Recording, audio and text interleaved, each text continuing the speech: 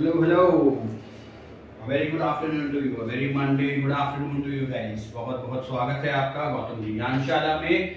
मैं गौतम चतुर्वेदी आपका मेंटर एक बार फिर से स्वागत करता हूं। तो हम कर रहे थे class 9 fundamental unit of life. अब तक हमने सीख लिया है सेल क्या होता है, क्यों उसे बिल्डिंग ब्लॉक कहा जाता है, कैसे हम सेल को देख सकते हैं माइक्रोस्कोप के अंदर, कौन सा इंस्ट्रूमेंट यूज होता है जिससे हम सेल को देख सकते हैं। ठीक है, आज हम बात करेंगे कुछ टर्म्स रिलेटेड टू सेल। आज हम बात करेंगे कुछ टर्म्स रिलेटेड टू सेल, जिसके अंदर हम बात करेंगे सबसे पहले सेल वॉल क्या होती है, फिर हम बात करेंगे न्यूक्लियस क्या है, फिर हम बात करेंगे न्यूक्लियस मेम्ब्रेन क्या होती है।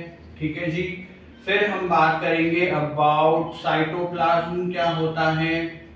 ठीक है, फिर हम बात करेंगे about cell wall, nucleus membrane. Cell wall को हम प्लाज्मा मेम्ब्रेन भी कहते हैं और सेल मेम्ब्रेन भी कह सकते हैं। ठीक है, साइटोप्लाज्म की बात करेंगे, उसके बाद हम बात करेंगे अबाउट फूड वैक्यूल्स।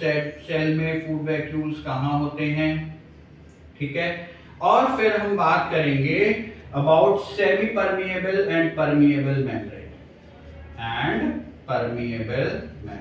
ठीक है, तो इन चीजों के बारे में हम बात करेंगे। पहले हम बात करेंगे सेल वॉल क्या होती है, फिर हम बात करेंगे न्यूक्लियस, फिर हम बात करेंगे न्यूक्लियस मेम्ब्रेन, फिर हम बात करेंगे cytoplasm, then we will talk about food vacuoles, और फिर हम बात करेंगे सेमी परमिएबल या परमिएबल मेम्ब्रेन। ये लिख लीजिए एक बार फटाफट पॉज करके। ऑलराइट, तो अब हम बात करते हैं सबसे पहले सेल वॉल, सेल मेम्ब्रेन या प्लाज्मा मेम्ब्रेन क्या होता है। सेल वॉल, अब सेल वॉल क्या होता है, देखिए सपोज करते हैं ये है मेरा एक सेल, ये गोल सा एक सेल बना लेते हैं हम। इस सेल के बीचों बीच जो होता है, इस सेल के बीचों बीच जो होता है ये कहलाता है न्यूक्लियस। ये क्या कहलाता है, न्यूक्लियस। अब ये कलरलेस भी हो सकता है और ब्लैक कलर का भी हो सकता है, दैट डिपेंड्स वो ऑर्गेनिज्म किस तरह का है। अगर सिंगल सेल्ड है यूनिसेलुलर तो हो सकता है कलरलेस न्यूक्लियस भी हो, जैसे अमीबा का कलरलेस होता है। ठीक है, अगर मल्टीसेलुलर की बात करें ह्यूमंस तो उनका ज्यादातर ब्लैक न्यूक्लियस होता है। ठीक है, ज्यादातर ये सेंटर में ही होता है, बट अगर हम यूनिसेलुलर ऑर्गेनिजम्स की बात करते हैं जो सिंगल सेल्ड होते हैं, वो हम आगे बात करेंगे अभी। तो सिंगल सेल्ड जो होते हैं उनका न्यूक्लियस इज नॉट नेसेसरी कि सेंटर में ही हो, उनका न्यूक्लियस कहीं भी हो सकता है, यहां भी हो सकता है, यहां भी कहीं भी हो सकता है। ठीक है, बट बेसिकली जो सेल रिजिड होते हैं, जिनकी सेल वॉल बहुत रिजिड होती है, उनका न्यूक्लियस हमेशा सेंटर में होता है। तो ब्लैक कलर का होता है, that is called as nucleus. इसमें स्टोर रहती है सेल की सारी इंफॉर्मेशन।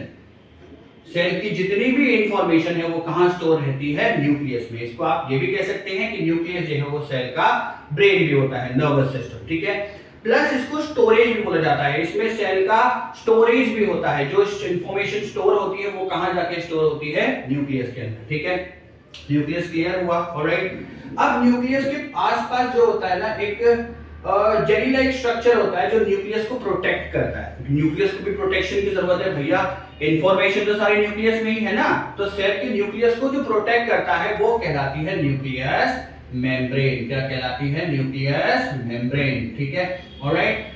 अब न्यूक्लियस मेम्ब्रेन के बाद में एक और स्ट्रक्चर आता है, बहुत ही बाहर की तरफ होता है वो सेल में, ये भी एक जेली लाइक स्ट्रक्चर होता है। ठीक है, ये कहलाती है सेल वॉल। ये क्या कहलाती है, सेल वॉल या प्लाज्मा मेम्ब्रेन या सेल मेम्ब्रेन, जो भी आप बोलना चाहें, तीनों एक ही टर्म है। ठीक है, तीनों का मतलब एक ही है। तो सेल वॉल का क्या काम है, सेल वॉल का काम ये है कि ये जैसे न्यूक्लियस मेम्ब्रेन सेल को प्रोटेक्ट करती है, ऐसे ही सेल मेम्ब्रेन या सेल वॉल सेल को प्रोटेक्ट करती है किसी भी शॉक से, इंजरी से, ताकि सेल आपका डिस्ट्रॉय नहीं हो जाए। तो वो कहलाती है सेल मेम्ब्रेन या सेल वॉल। ठीक है, अब हम बात कर रहे थे सेमी परमिएबल या परमिएबल। अब ये क्या है, सेमी परमिएबल और परमिएबल। अब सेमी परमिएबल का मतलब क्या है, नाम से ही दिख रहा है, सेमी मतलब आधा, मतलब ये जब ही खुलेगा जब इसको जरूरत है, नहीं तो ये बंद रहेगा। परमिएबल क्या होती है कि ये सारी चीजें अंदर ले लेती है, जितना भी इसको न्यूट्रिशन चाहिए होता है ये सारा अंदर ले लेगी और फिर ये बंद हो जाएगी। लेकिन सेमी परमिएबल का मतलब क्या है, ये वही चीजें लेगी जिसकी सेल को जरूरत है। अब सेल न्यूट्रिशन कैसे लेता है बच्चा लोग, तो वो कहलाता है ऑस्मोसिस प्रोसेस। क्या कहलाता है, ऑस्मोसिस प्रोसेस। ऑस्मोसिस प्रोसेस का मतलब क्या होता है? From the higher concentration to the lower concentration, मतलब जितनी इसको जिस चीज की ज्यादा जरूरत है उसको ये अंदर लेगा और जो चीज इसके पास बहुत सारी है उसको ये वॉल के थ्रू बाहर निकाल देगा। ठीक है, अब बाहर निकालने का मतलब क्या है? बाहर निकालने का मतलब क्या है? बिल्कुल वेस्ट कर देता है? नहीं, ये क्या करता है, इसके आसपास में एक जेली लाइक स्ट्रक्चर होता है सेल वॉल के जस्ट अंदर, इसके आसपास में एक जेली लाइक स्ट्रक्चर होता है जिसको बोला जाता है साइटोप्लाज्म, जिसको बोला जाता है साइटोप्लाज्म। ये क्या करता है, जो भी चीजें इसके काम नहीं आ रही हैं ये साइटोप्लाज्म के अंदर फेंक देता है।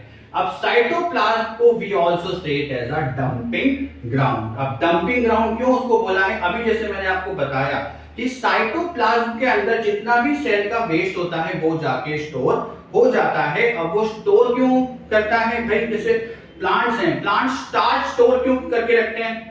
ताकि मान लीजिए अगर आज सूरज नहीं निकला तो प्लांट को फोटोसिंथेसिस करना जरूरी है, बिना उसके वो फूड नहीं बना सकता। जब तक वो फूड नहीं बनाएगा, फोटोसिंथेसिस नहीं करेगा, ऑक्सीजन कैसे रिलीज होगा?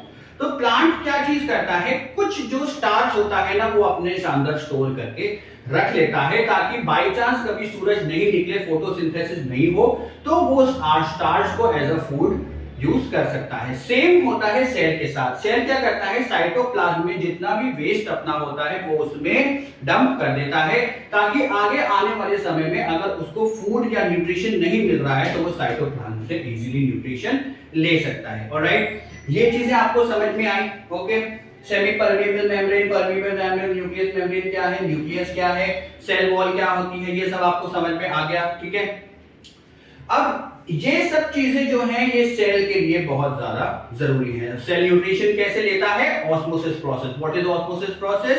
From the higher concentration to the lower concentration. तो ये कुछ टर्म्स हैं जो आपको याद रखनी बहुत जरूरी है। एग्जाम में एमसीक्यूज में पूछ लिया जाता है या डायग्राम दे देंगे आपको and then you have to label it. तो बिल्कुल ऐसे ही लेबल करना है आपको, डायग्राम सेम इसी तरीके से लेबल करना है और इन टर्म्स को आपको याद रखना है।